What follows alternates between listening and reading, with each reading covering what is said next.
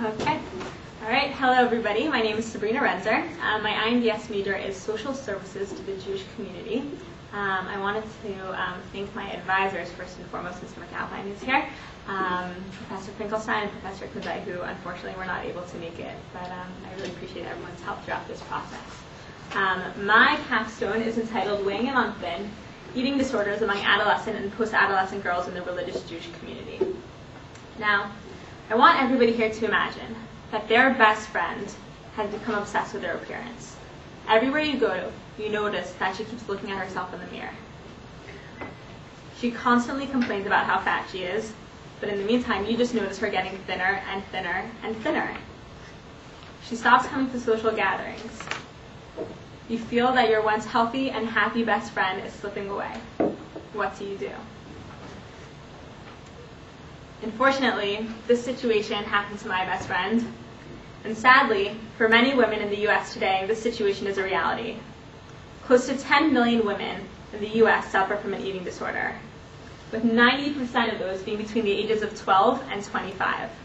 Eating disorders are, in fact, one of the most deadly or have the highest mortality rates of any mental illness. For my capstone project, I wanted to look specifically at the religious Jewish community to see if there were any socio-cultural aspects that were specific to their culture and religion that maybe had an impact on their development of an eating disorder. Just a quick overview of eating disorders so that we get an understanding of what I'm talking about when I say eating disorder. I know all of you have probably heard of anorexia and bulimia. Anorexia is basically when somebody has a big fear of gaining weight. They go through cycles of self-starvation, and they often have a distorted body image where they might look in the mirror and they might see a really fat person staring back at them, when in reality they may be unhealthily skinny. Bulimia is the second category of eating disorders, and that basically is somebody who goes through a vicious cycle of binge eating and then purging, which is basically they're eating a lot of food, and then sort of to undo the binge, or to cleanse themselves of the binge, they go and throw up whatever they just ate. Third kind of eating disorder, or third category in the statistical manual, is eating disorders not otherwise specified. This basically includes overeating, binge eating, which doesn't include the purging, and many other kinds. It's also important to note that somebody with an eating disorder doesn't necessarily fall into just one of these categories. They might be going through, they might be having an anorexic stage, and then they might exhibit some bulimic symptoms. So somebody with an eating disorder is really going through a lot of complex things. As I said, my main point of interest was finding out what was specific to the Jewish religious community with developing eating disorders. So as I did my literature review and my research, I found some very interesting findings. The first one that I want to go into here is Jewish holidays. Basically, Jews and food go together. Whenever there's a Jewish holiday, there is food there. Every single Friday sundown to Saturday sundown, there's something called Shabbat, or the Sabbath, where they basically have a meal that is the equivalent of a Thanksgiving feast. Now, we all know that when Thanksgiving comes, there's all over the media and the magazines how to stay thin during Thanksgiving, what to do if you gain, a pound or two. So for somebody who might be more susceptible to developing an eating disorder, this situation presents a very almost stressful situation. Not only are they surrounded by food, but they're with family members, and sometimes they may not have the best relationships with those family members. So this might create, a stressful situation for somebody who's susceptible to developing an eating disorder.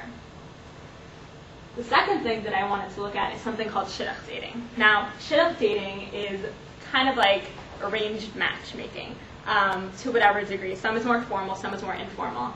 A lot of girls, especially the younger they are, they feel a lot of pressure to be very thin when it comes to dating. So they might, feel like they have unrealistic expectations that need to be met. There have been a few cases, it's not very common, but guys will ask, what size is this girl that you're telling me about? And therefore, girls feel a lot of pressure to maintain a certain body image, and it furthers along their eating disorder. A third issue is, of course, the Holocaust issue. Now, it's been said that there is almost this unconscious collective identity with the Holocaust that Jews have. And especially for somebody who has a surviving member in their family, a grandmother or somebody like that, this creates a situation where they're constantly being reminded of it. And I personally have some friends whose grandmothers always taught their mothers and therefore them that they have to finish everything on their plate because in the Holocaust they didn't have food and they were starving, they were in concentration camps. So therefore this creates, a very tense situation for somebody who might be susceptible to developing an eating disorder. My methodology was primarily looking at scholarly literature. I actually was surprised to find a wealth of information and studies on the topic, which was very helpful. I actually attended a seminar specifically on eating disorders in the Orthodox Jewish community, which fell out right during my research, which was perfect.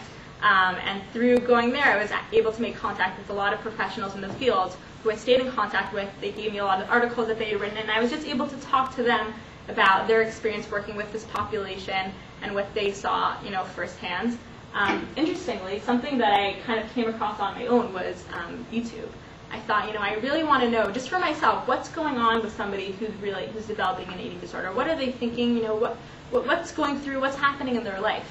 So I went onto YouTube and I searched for eating disorders, and there's surprisingly a lot of people that sat down and for 20 minutes went on and on about why they had developed an eating disorder and what led them to that point, which I found very interesting and very, very helpful.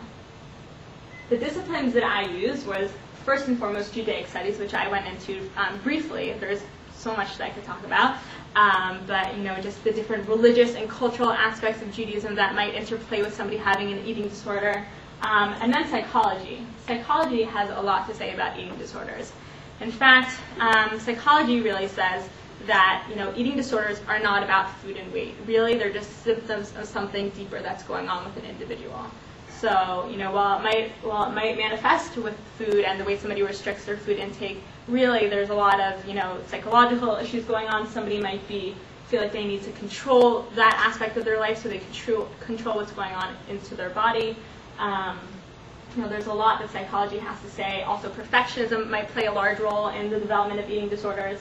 And finally, social work basically takes all the knowledge that psychology and Judaic studies really has to say about eating disorders and puts it into action with the interventions, the inpatient centers and the outpatient centers, dealing with the patient at his or her level and, starting where the patient is at is really what social work is all about. My bridging strategies was bridging the explanation-action gap. So I found that Judaic studies and psychology really were the explanation. They said, why are Jews developing eating disorders? Is there something about this population that makes them more susceptible? And then psychology also, interestingly, played on the flip side. It was also not only the explanation, but it also helped as an action too. Of course, seeing psychologists and different works that they had put out. And of course, social work, like I said, with the interventions and taking all that knowledge that we know about eating disorders and really putting it into action, into interventions, into helping people get on the road to recovery who are developing, who have eating disorders.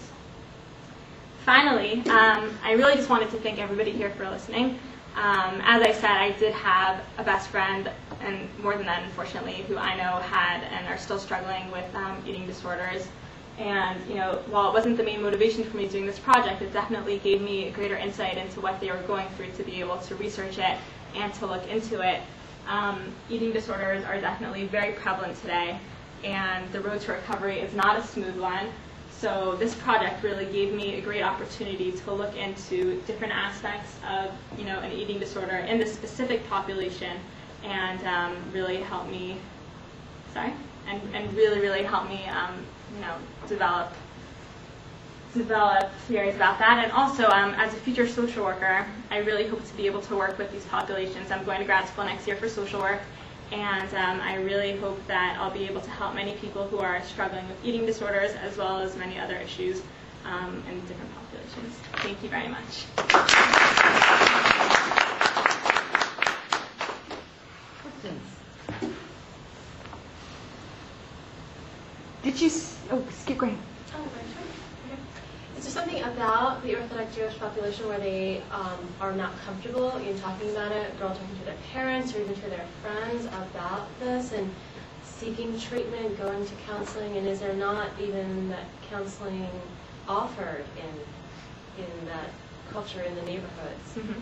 So, great question. Definitely, actually very interestingly, there have been centers that have specifically opened up for Orthodox Jewish women that serve them, dietary needs, kosher food. So there actually is a wealth of information and sources and resources that they can go